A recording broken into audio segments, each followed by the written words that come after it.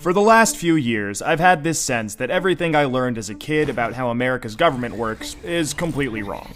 But I had no idea how bad things actually were until I saw this one graph. Researchers at Princeton University looked at more than 20 years worth of data to answer a pretty simple question. Does the government represent the people? Now, this is what they found. This axis here represents public support for any given idea. On the left at 0% are ideas that not a single American wants. On the right at 100% are ideas that everyone supports.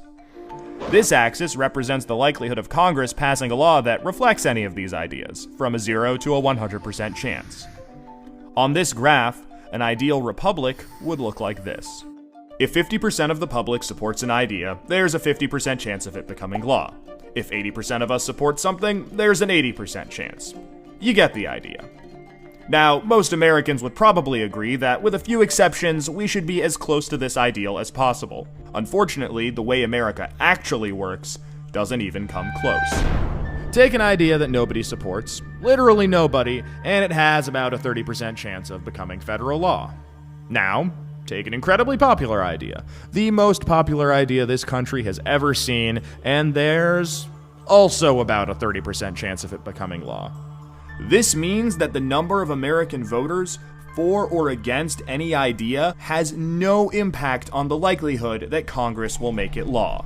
Put another way, and I'm just going to quote the Princeton study directly here, the preferences of the average American appear to have only a minuscule, near zero, statistically non-significant impact upon public policy.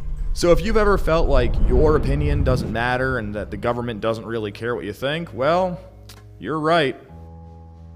But there's a catch. This flat line only accounts for the bottom 90% of income earners in America. Economic elites, business interests, people who can afford lobbyists, they get their own line. Look at how much closer their line is to the ideal. When they want something, the government is much more likely to do it. And when they don't, they have the power to completely block it from happening, no matter how much the rest of the country supports it. They get what they want, and guess who ends up paying for it? We pay for it with the most expensive healthcare in the world. We pay for it with a tax code that's a complete mess. We pay for it with internet that's slower and more expensive, with wasteful spending, a floundering education system, a catastrophic drug war, and 1 in 5 American children born into poverty. Almost every major issue we face as a nation can be traced back to this graph. How does this happen? Well, just follow the money.